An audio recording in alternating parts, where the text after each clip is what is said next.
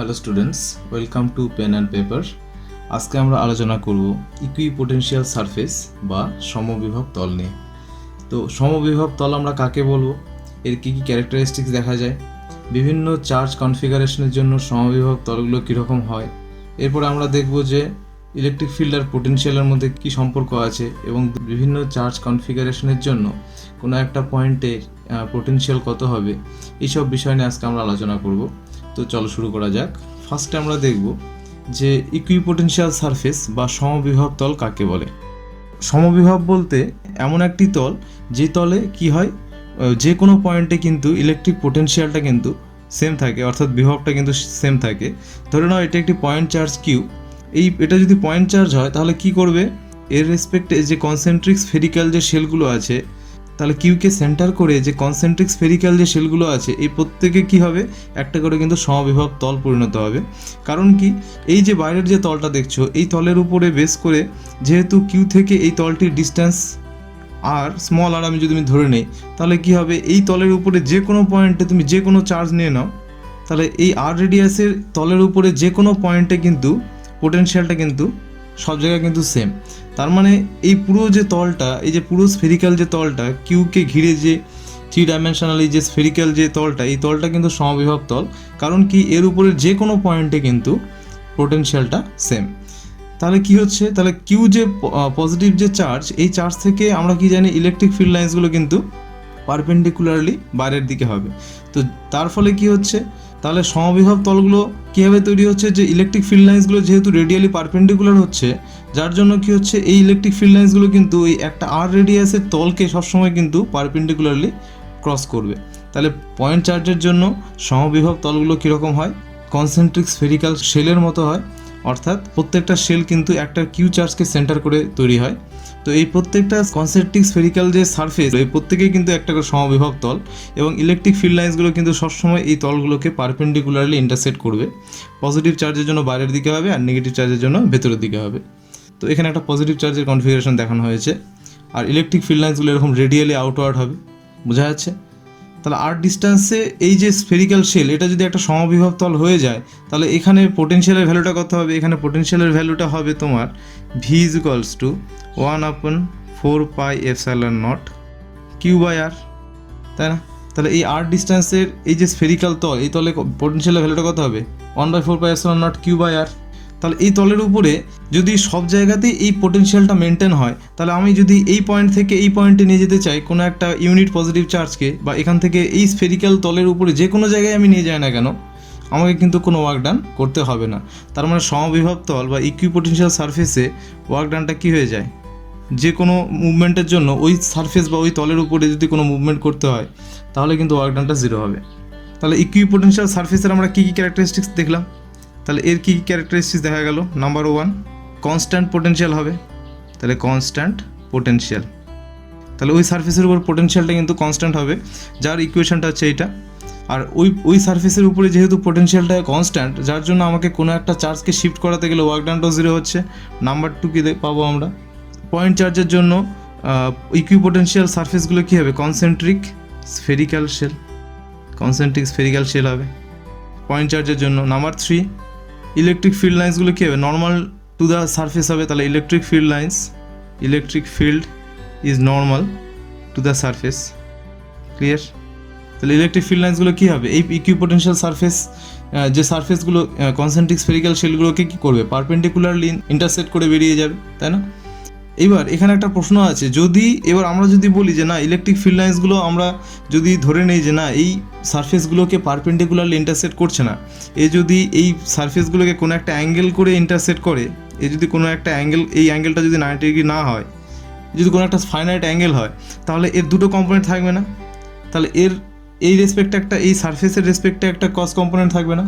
তাহলে যদি perpendicularly intersect না করে, এর দুটো কম্পোনেন্ট থাকবে, একটা সাইন কম্পোনেন্ট, একটা কস কম্পোনেন্ট। তাহলে এর একটা কম্পোনেন্ট যদি সারফেসের উপরে একটা কম্পোনেন্ট হয়ে যায়, তাহলে আমাকে সারফেসের উপরে কোনো একটা ইউনিট পজিটিভ চার্জকে মুভমেন্ট করাতে গেলে কী করতে হবে, এই কম্পোনেন্ট যে একটা কম্পোনেন্ট থাকছে এর বিরুদ্ধে ওয়ার্ক ডান করতে হবে না। তাহলে ইলেকট্রিক ফিল্ড লাইন্সগুলোর পারপেন্ডিকুলার না হয়, তাহলে তার একটা কম্পোনেন্ট কিন্তু এই সারফেস বরাবর থাকবে। এই সারফেস বরাবর যে কম্পোনেন্টটা, তার বিরুদ্ধে তখন আমাকে ওয়ার্ক ডান করতে হবে। তা সেই ক্ষেত্রে হবে কি, এই আমরা যে বললাম যে ইকুইপোটেনশিয়ালের যে ক্যারেক্টারিস্টিক্স, যে ইকুইপোটেনশিয়াল সারফেসের উপরে ইউনিট পজিটিভ চার্জকে শিফট করাতে গেলে কোনো ওয়ার্ক ডান করতে হয় না, এই ক্যারেক্টারিস্টিক্সটা কিন্তু তখন ভায়োলেট করে যাবে। বোঝা যাচ্ছে? যার জন্য বলা হচ্ছে যে না, ইলেকট্রিক ফিল্ড লাইন্সগুলো কী হচ্ছে সবসময় ইকুইপোটেনশিয়াল সারফেসের পারপেন্ডিকুলার হবে। যদি তা না হয় তাহলে নাম্বার 4 কী হবে, আমাদের work done is not zero, তাহলে ওয়ার্ক ডান তখন জিরো হবে না। বোঝা গেল? তাহলে এই ক্ষেত্রে ওয়ার্ক ডানটা কী, তখন ওয়ার্ক ডানটা জিরো হবে না, তাহলে সেই সারফেসটাকে তখন আমরা ইকুইপোটেনশিয়াল সারফেসও বলতে পারবো না। এরপরে তোমরা দেখতে পাচ্ছ এখানে বিভিন্ন কনফিগারেশন দেওয়া হয়েছে। এখানে ইউনিফর্ম ইলেকট্রিক ফিল্ডের জন্য ইকুইপোটেনশিয়াল সারফেসগুলো কীরকম হবে, এটা নাম্বার 1, নাম্বার 2, নাম্বার 3, এই যে সারফেসগুলো, এই সারফেসগুলো কিন্তু ইলেকট্রিক ফিল্ড লাইনটা এই ফিল্ড লাইন্সগুলো যদি এরকম ইউনিফর্ম ইলেকট্রিক ফিল্ড হয়ে যায়, তাহলে ইকুইপোটেনশিয়াল সারফেসগুলো কিন্তু এইরকম কনফিগারেশন আমরা দেখতে পাবো। এখানে দেওয়া আছে যে একটা যদি ডাইপোল হয়ে যায়, এটা একটা ডাইপোল, এই দুজনের মধ্যে ডিস্টেন্স আছে 2a, তাহলে এটা একটা ডাইপোল, এটা নেগেটিভ চার্জ, এটা পজিটিভ চার্জ। তাহলে এরকম যদি কোনো কনফিগারেশন হয়ে যায়, তাহলে ইকুইপোটেনশিয়াল সারফেসগুলো এর জন্য কী হবে, এই যে স্ফেরিক্যাল শেলগুলো হবে, এই স্ফেরিক্যাল শেলগুলো কিন্তু একটু ডিফর্ম করবে, ঠিক আছে, তাদের কনফিগারেশনগুলো কিন্তু একটু ডিফর্ম করবে। বোঝা যাচ্ছে? এরপরে দেখো, যদি একই রকম চার্জ হয়ে যায়, দুটো যদি একই চার্জ হয়ে যায়, দুটো পজিটিভ চার্জ, এদের জন্য সমবিভব তলগুলো কীরকম হবে। দেখো এদের কাছে এসে সমবিভব তল দুটো কী হয়ে গেছে, একসঙ্গে অ্যাডজাস্ট হয়ে গেছে না, তাহলে এই তল দুটো কী করছে, একে অন্যের অ্যাডজাস্ট হয়ে যাচ্ছে এবং এরা এরকম একটা কনফিগারেশন তৈরি করবে। বোঝা গেল? তাহলে দুটো একই রকম যদি আধান হয়ে যায়, তাহলে তাদের ক্ষেত্রে কী হবে, সমবিভব তলের কনফিগারেশনটা এরকম হবে, তোমরা ছবিতে দেখতে পাচ্ছ। এরপর আমরা দেখবো যে ইলেকট্রিক ফিল্ড অ্যান্ড পোটেনশিয়াল, যে ইলেকট্রিক ফিল্ডের সঙ্গে পোটেনশিয়ালের রিলেশনটা কী হচ্ছে। তাহলে আমরা এখানে ধরে নিয়েছি যে একটা ইকুইপোটেনশিয়াল সারফেস ভি, নিচের যে সারফেসটা তোমরা দেখতে পাচ্ছ এটা কার্ভ সারফেসটা ভি, আর একটা সারফেস হচ্ছে ভি প্লাস ডেল্টা ভি। তাহলে এই যে দুটো সারফেস, এই দুটো সারফেসের মধ্যে সেপারেশনটা আমরা ধরেছি ডেল্টা এল। বোঝা যাচ্ছে? তো এই ডেল্টা এল সেপারেশনে দুটো ইকুইপোটেনশিয়াল বা সমবিভব তল আছে, একটা হচ্ছে একটা পোটেনশিয়াল ভি আর একটা potential V plus delta V.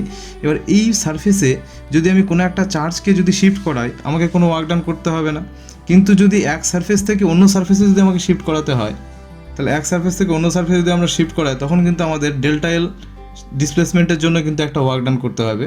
তাহলে দেখা যাক সেই ওয়ার্ক ডানটা কী হবে। তাহলে এখানে দেখো ইলেকট্রিক ফিল্ডটা কিন্তু পারপেন্ডিকুলার টু দ্য সারফেস, এই সারফেসে কিন্তু পারপেন্ডিকুলার। তাহলে আমরা এই ডাইরেকশানে আমাদের যদি ওয়ার্ক ডানটা হয়, তাহলে তাহলে ওয়ার্ক ডান কত হচ্ছে, তাহলে ওয়ার্ক ডান হবে mod of E into delta L. তাহলে ই ডট ডেল্টা, তাহলে এই ওয়ার্ক ডানটা কত হবে, তাহলে এই দুটোর মধ্যে potential difference V minus V plus delta V হলো। তাহলে এদের মধ্যে যে দুটো পোটেনশিয়াল ডিফারেন্স, সেটা হচ্ছে আমার ওয়ার্ক ডান। এই ওয়ার্ক ডানটা আমরা কী করে ক্যালকুলেট করবো, ইলেকট্রিক ফিল্ডকে ডিসপ্লেসমেন্টটা আমরা মাল্টিপল করবো। তো এটা করলে কত পাবো আমরা, এখানে পাবো আমরা হচ্ছে মাইনাস ডেল্টা ভি। তাহলে এখানে electric field E equals to minus delta V by delta L. এটাকে আবার আমরা লিখতে পারি যে delta V equals to minus mod of delta V. তাহলে এটাকে আমরা কী লিখতে পারবো, mod of delta V by delta L, এটা প্লাস সাইন। তাহলে ইলেকট্রিক ফিল্ডকে আমরা কী লিখতে পারি, যে delta V by delta L, মানে তাহলে এটাকে ইলেকট্রিক ফিল্ডটাকে আমরা কীভাবে লিখতে পারি, যে ডাইরেকশনটা কী, তাহলে এর ম্যাগনিটিউড আর ডাইরেকশন কী হবে, তাহলে এর ডাইরেকশন হবে তাহলে এর ডাইরেকশন কোন দিকে হবে, এর ডাইরেকশনটা তাহলে হবে যেদিকে পোটেনশিয়ালটা সবচেয়ে বেশি চেঞ্জ হচ্ছে, ঠিক আছে। তাহলে direction is at the steepest potential difference, তার মানে পোটেনশিয়াল ডিফারেন্সটা যেখানে সবচেয়ে বেশি হচ্ছে সেই ডাইরেকশনটা হচ্ছে এর ইলেকট্রিক ফিল্ডের ডাইরেকশন। আর এর ম্যাগনিটিউডটা কী হবে, এর ম্যাগনিটিউড হচ্ছে change in potential per unit displacement, change in potential per unit displacement, clear. তাহলে এর ম্যাগনিটিউডটা হচ্ছে তোমার change in potential per unit displacement, আর ডাইরেকশনটা হচ্ছে যেই ডাইরেকশানে পোটেনশিয়ালটা সবচেয়ে বেশি চেঞ্জ হচ্ছে সেই ডাইরেকশনটা হচ্ছে ইলেকট্রিক ফিল্ডের ডাইরেকশন। তাহলে এই ইলেকট্রিক ফিল্ডের সঙ্গে পোটেনশিয়ালের যে রিলেশনটা আমরা এইভাবে পাবো, এই ইকুয়েশন থেকে পাবো। এরপরে আমরা দেখব যে কোনো একটা চার্জ কনফিগারেশন বা সিস্টেম অফ চার্জের জন্য পোটেনশিয়ালটা কীভাবে আমরা ক্যালকুলেট করব। তাহলে সিস্টেম অফ চার্জ যদি হয়ে যায়, তাহলে এখানে আমি তিনটা চার্জের কথা বলবো, Q1, Q2 অ্যান্ড Q3, এই তিনটে চার্জ। এই সিস্টেম অফ চার্জের জন্য ফার্স্টে আমাকে নিয়ে আসতে হবে Q1কে। তাহলে যদি এই প্লেনটা যদি XY একটা প্লেন হয়ে যায়, এখানে আর কোনো চার্জ কনফিগারেশন নেই, শুধু Q1 চার্জকে যদি আমি ইনফাইনাইট থেকে নিয়ে আসি, তাহলে এখানে যেহেতু এই স্পেসের মধ্যে আর কোনো চার্জ নেই, তাহলে আমাকে আর এক্সট্রা কোনো ওয়ার্ক ডান করতে হবে না। তাহলে Q1 চার্জকে এই পয়েন্টে নিয়ে আসতে কিন্তু আমাদেরকে ওয়ার্ক ডানটা তখন কী হয়ে যাবে, ওয়ার্ক ডান ফর Q1 এটা হয়ে যাবে 0। তাহলে এই Q1 কনফিগারেশন চার্জটা যদি চলে আসে এই পয়েন্টে, সেখানে আমাকে কোনো ওয়ার্ক ডান করতে হয়নি, কারণ এক্সটার্নাল কোনো চার্জ ছিল না। এইবার কি হলো, এবার যদি অন্য একটা চার্জ Q2কে নিয়ে আসতে চাই, তাহলে এই Q2 চার্জকে যদি আমি ইনফাইনাইট থেকে নিয়ে আসতে যাই, তখন আমাকে এই Q1 এর বিরুদ্ধে কাজ করতে হবে না, কারণ কি এই অলরেডি এখানে এক্সিস্ট করছে। তাহলে এই ক্ষেত্রে হবে কি, এই ক্ষেত্রে ওয়ার্ক ডান আমাকে করতে হবে। তাহলে এই Q1 পয়েন্ট, এই Q1 চার্জ এর অ্যারাউন্ডে একটা ইলেকট্রিক ফিল্ড প্রডিউস করে আছে। আমি তাহলে এই Q1 চার্জের জন্য পোটেনশিয়ালটা কত হবে R পয়েন্টে। তাহলে কোনো একটা P পয়েন্টে Q1 এর জন্য পোটেনশিয়ালকে যদি আমি V1 বলি, তাহলে আমি এটাকে কী লিখতে পারবো, 1/4πε0 Q1/R1P হলো। তাহলে Q1 চার্জের জন্য যদি একটা ইলেকট্রিক ফিল্ড প্রডিউস হয়ে যায়, তাহলে Q2 চার্জটিকে যখন আমি আনবো Q2 এই পয়েন্টে হলো, তাহলে আমাকে এক্সটার্নাল যে ওয়ার্ক ডানটা করতে হবে সেটাকে যদি আমি V1 বলি, তাহলে 1/4πε0 Q1/R1P। যে কোনো একটা P পয়েন্টের কথা বলা হচ্ছে এখানে, যে কোনো একটা P পয়েন্টে যদি একটা চার্জকে নিয়ে আসা হয়, তাহলে তার উপরে সেখানে পোটেনশিয়ালটা কত, সেখানে পোটেনশিয়ালটা হবে Q1/R1P। এবার যদি সেই পয়েন্টেই যদি Q2 চার্জকে আমি নিয়ে আসি, তাহলে সেই ক্ষেত্রে কী হবে, সেই ক্ষেত্রে আমাকে ওয়ার্ক ডান করতে হবে। তাহলে ওয়ার্ক ডানটা কত হবে, ওয়ার্ক ডান অন Q2, তাহলে Q2-র উপর ওয়ার্ক ডানটা কত হবে, 1/4πε0 Q1 Q2/R12, এটা হবে না। তো এই ওয়ার্ক ডানটা আমাকে করতে হবে Q2 চার্জটিকে এই Q1 এর কনফিগারেশনের ভেতরে নিয়ে আসার জন্য। এবার এই ওয়ার্ক ডানটা কী হতে পারে, পজিটিভ হতে পারে, নেগেটিভ হতে পারে, সেটি কার উপর ডিপেন্ড করবে। তাহলে এই ওয়ার্ক ডানটা নাম্বার 1 পজিটিভ হতে পারে, নাম্বার 2 নেগেটিভ হতে পারে। তাহলে পজিটিভ কখন হবে, যদি Q1 Q2 দুটোর ভ্যালু যদি সেম হয়ে যায়, গ্রেটার দ্যান 0 হবে। আর যদি এই দুটোর ভ্যালু ডিফারেন্ট হয়, তাহলে Q1 Q2 কী হয়ে যাবে, লেস দ্যান 0 হবে। তাহলে Q1 Q2-র ভ্যালু যদি গ্রেটার দ্যান 0 হয়, তার মানে হচ্ছে এই দুটো চার্জ সেম কাইন্ড চার্জ, মানে এই ফোর্সটা তখন হয়ে যাবে রিপালসিভ ফোর্স। মানে এটাও যদি ধনাত্মক চার্জ, এটাও যদি ধনাত্মক চার্জ হয়ে যায়, তাহলে এই দুটো কী করবে, একে অন্যকে রিপেল করবে না। তখন করতে হবে কি, তখন আমাদেরকে এক্সটার্নাল ওয়ার্ক করে এই চার্জটিকে এখানে আনতে হবে। সেই ক্ষেত্রে ওয়ার্ক ডানটা পজিটিভ। কিন্তু একটা যদি পজিটিভ চার্জ এবং এই চার্জটা যদি নেগেটিভ চার্জ হয়ে যায়, সেই ক্ষেত্রে একে আমাকে এক্সটার্নাল ওয়ার্ক ডান করে এখানে আনতে হবে না, এ কিন্তু নিজে একটা ওয়ার্ক ডান করবে। সেই ক্ষেত্রে ওয়ার্ক ডানটা আমরা ধরে নেব নেগেটিভ। তাহলে Q1 Q2 লেস দ্যান 0-র ক্ষেত্রে ওয়ার্ক ডানটা হয়ে যাবে নেগেটিভ। তাহলে এই ক্ষেত্রে পোটেনশিয়ালটাও কিন্তু হয়ে যাবে নেগেটিভ, এই ক্ষেত্রে পোটেনশিয়ালটাও হয়ে যাবে নেগেটিভ। বুঝতে পারছো তোমরা? আচ্ছা, তাহলে এরপরে দেখি। তাহলে আমরা বুঝতে পারলাম যে Q1 চার্জের জন্য Q2 পয়েন্টে, Q1 এর জন্য Q2 পয়েন্টে ওয়ার্ক ডান কত আমরা লিখলাম। তাহলে ওয়ার্ক ডানটা কত হলো, ওয়ার্ক ডানটা হলো তোমার 1/4πε0 Q1 Q2/R12। তাহলে এটা তার মধ্যে কী হবে, পোটেনশিয়াল হিসেবে স্টোর হবে না। এবার অন্য একটা চার্জ, তাহলে এখানে Q1 চার্জ ছিল, এখানে Q2 চার্জ ছিল, এটা Q1 এটা Q2 ফার্স্টে এনেছি, কোনো ওয়ার্ক ডান করতে হয়নি, Q2-কে পরে আনলাম, এই ওয়ার্ক ডানটা আমাকে করতে হলো। এবার আরও একটা চার্জ Q3-কে যদি আমি এখানে আনতে চাই, এখানে Q3-কে যদি আমি আনতে চাই, এই ডিস্টেন্সটা হচ্ছে R13, এটা হচ্ছে R12। তাহলে একে যদি আমি এখানে আনতে চাই, এও এর উপর একটা ফোর্স ক্রিয়েট করবে, এও এর উপর একটা ফোর্স ক্রিয়েট করবে, এটা আমরা হচ্ছে R23। তাহলে Q3 চার্জকে আনতে গেলে এও এর উপর ফোর্স ক্রিয়েট করবে, এও এর উপর ফোর্স ক্রিয়েট করবে। তাহলে এই পয়েন্টে পোটেনশিয়ালটা কত হবে, তাহলে এই দুটো পয়েন্ট যেহেতু আগে থেকে, এই দুটো চার্জ আগে থেকে চলে আসার জন্য এর অ্যারাউন্ডে যে কোনো পয়েন্ট যদি P ধরে নেই, সেই পয়েন্টে পোটেনশিয়ালটা আমাদেরকে আগে দেখতে হবে। তাহলে যে কোনো একটা পয়েন্ট P-তে 1 নম্বর চার্জ এবং 2 নম্বর চার্জের জন্য পোটেনশিয়ালটা কত লিখতে পারবো আমরা, 1/4πε0 কী করতে হবে, Q1/R1P প্লাস Q2/R2P। এটা Q1 চার্জের জন্য, এটা Q2 চার্জের জন্য। তাহলে এই দুটো চার্জ কী করবে, ওর উপরে একটা ফোর্স ক্রিয়েট করবে, যার জন্য Q1 চার্জের জন্য পোটেনশিয়াল আর Q2 চার্জের জন্য পোটেনশিয়াল, এই দুটো অ্যাড হয়ে যাবে না। এই দুটো অ্যাড হয়ে গেলে কী হবে, যে কোনো একটা পয়েন্ট Q3-তে এখানে পোটেনশিয়ালটা এটা হবে। এইবার Q3 চার্জকে যদি ওই P পয়েন্টটা আনতে হয়, তার মানে ওয়ার্ক ডানটা কত হবে, তাহলে P3-কে যদি R3 ডিস্টেন্সে নিয়ে আসি, তাহলে আমাকে ওয়ার্ক ডান কত করতে হবে, তাহলে ওয়ার্ক ডান হবে তোমার Q3 × V12, এটা হবে না। তাহলে এটা যদি হয়, তাহলে এই পোটেনশিয়ালটাকে আমি চার্জ দিয়ে তখন মাল্টিপল করে দেবো। তাহলে 1/4πε0 Q1 Q3/R13 plus Q2 Q3/R23, এটা হবে। দুটো অ্যাড হয়ে যাবে। এখানে P এর জায়গায় আমি R3-তে নিয়ে আসছি, তাহলে এখানে R13 হবে, R23 হবে, হলো এরকম কনফিগারেশন আসবে। তাহলে এটা যদি হয়, তাহলে এটাকে আমরা কী লিখতে পারি, ওয়ার্ক ডানটাকে তখন আমরা লিখতে পারবো পোটেনশিয়াল U = 1/4πε0। তাহলে এটা টোটাল হবে। তাহলে টোটাল কত হলো, তাহলে এই পুরো কনফিগারেশনটা তৈরি করতে হলে আমাকে টোটাল তাহলে কত ওয়ার্ক ডান করতে হলো, সেটাকে আমি টোটাল পোটেনশিয়াল ইউ লিখতে পারবো। তাহলে এইটা প্লাস এইটা, তাহলে 1/4πε0 Q1 Q2/R12 Q1 Q3 by R13, Q2 Q3 by R23। বুঝা যাচ্ছে? তার মানে কি, প্রথমে ফার্স্টে কিউ টুটাকে আমি নিয়ে আসছিলাম, যার জন্য আমাকে এই পোটেনশিয়ালটা, এই ওয়ার্কডানটা আমাকে করতে হয়েছে। এরপরে এই দুটো রেসপেক্টে কিউ3কে আনতে হলো, যার জন্য আমাকে এই ওয়ার্কডানটা, এই পরিমাণ ওয়ার্কডানটা করতে হলো। তাহলে টোটালটা কী হবে? এইটা প্লাস এইটা, তাই না? তাই হবে না? তাহলে এইটা প্লাস এইটা করলে আমি টোটাল ওয়ার্কডানটা পাবো, যেটা টোটাল পোটেনশিয়াল ইউ, যেটা হচ্ছে এই ইকুয়েশন ফর্মে আসছে। তাহলে এই যে পোটেনশিয়াল, এটা হয়ে গেলো তোমার টোটাল পোটেনশিয়াল। তাহলে total potential of this configuration, এই যে কনফিগারেশনটা আমি কাকে আগে আনলাম বা কাকে পরে আনলাম, এটা কিন্তু কখনোই আমি টোটাল যে ওয়ার্কডানটা করলাম তার উপরে ডিপেন্ড করবে না। তাহলে টোটাল ওয়ার্কডানটা কোন চার্জকে আমি আগে নিয়ে আসলাম, অর্থাৎ এর কনফিগারেশন মানে কীভাবে করলাম, ঠিক আছে? তাহলে এটা ইন্ডিপেন্ডেন্ট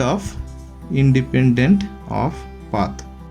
এটা তোমরা আগে থেকে জানো যে এটা পাথ ইন্ডিপেন্ডেন্ট। আর কি? Independent of configuration. এটা পাথ ইন্ডিপেন্ডেন্ট, আর এটা কি? Independent configuration. মানে কি, কোনটাকে আমি আগে আনলাম। যদি আমি কিউ3কে আগে নিয়ে আসি, কিউ2কে পরে নিয়ে আসি এই পয়েন্টে, তাহলে কিন্তু সেই সেমি অ্যামাউন্টের ওয়ার্কডানই আমাকে করতে হবে। সেই ক্ষেত্রে টোটাল পোটেনশিয়ালটা কিন্তু সেমই হবে। ক্লিয়ার? এই হয়ে গেল তিনটে চার্জ যদি হয়ে যায়, সেই ক্ষেত্রে কোনো একটা চার্জ কনফিগারেশনের জন্য পোটেনশিয়াল কত হচ্ছে, টোটাল ওয়ার্কডান কত হচ্ছে, বোঝা গেল? তাহলে আজকে আমরা কী শিখলাম? তাহলে আজকে আমরা দেখলাম যে ইকুইপোটেনশিয়াল সারফেস কাকে বলে, এর কী কী ক্যারেক্টারিস্টিক্স বা এর বৈশিষ্ট্যগুলো কী কী, এখানে 1 2 3 4 চারটে বৈশিষ্ট্য আমরা দেখলাম। তারপরে ইউনিফর্ম ইলেকট্রিক ফিল্ডের জন্য ইকুইপোটেনশিয়াল সারফেসগুলো কীরকম হচ্ছে, ডাইপোলের ক্ষেত্রে কীরকম হচ্ছে, বা সেম কাইন্ডের চার্জ হয়ে গেলে সেই ইকুইপোটেনশিয়াল সারফেসের জিওমেট্রিক্যাল ফর্মেশনগুলো এখানে দেখলাম আমরা। এরপর আমরা দেখলাম যে ইলেকট্রিক ফিল্ড আর পোটেনশিয়ালের মধ্যে কী কী রিলেশন আছে, বুঝা গেল? এর ক্ষেত্রে আমরা দুটো ইকুইপোটেনশিয়াল সারফেস বা সমবিভব তল ধরে নিয়েছিলাম। এই দুটো সমবিভব তল ধরে নিয়ে আমরা এখান থেকে ওয়ার্কডানটা ক্যালকুলেট করলাম, সেখান থেকে ইলেকট্রিক ফিল্ডের সঙ্গে রিলেশনটা বেরোলো, এবং তার দুটো ক্যারেক্টারিস্টিক্স, তার ডাইরেকশন এবং ম্যাগনিটিউড আমরা এখানে দেখলাম। এরপরে আমরা দেখলাম যে কোনো একটা সিস্টেম অফ চার্জ এর জন্য পোটেনশিয়ালটা কত হচ্ছে, এই তিনটা আমরা এখানে ক্যালকুলেট করলাম। তো আজকে আলোচনার বিষয় অবধি ছিল। এই বিষয়ে যদি তোমাদের কোনো প্রশ্ন থাকে তোমরা কমেন্টে আলোচনা করতে পারো। নেক্সট ক্লাসগুলো পাওয়ার জন্য চ্যানেলটিকে অবশ্যই সাবস্ক্রাইব করবে। যদি ক্লাসটি তোমাদের ভালো লাগে তোমরা বন্ধুদের মধ্যে শেয়ার করবে। তো অ্যাটেনশন দেওয়ার জন্য ধন্যবাদ।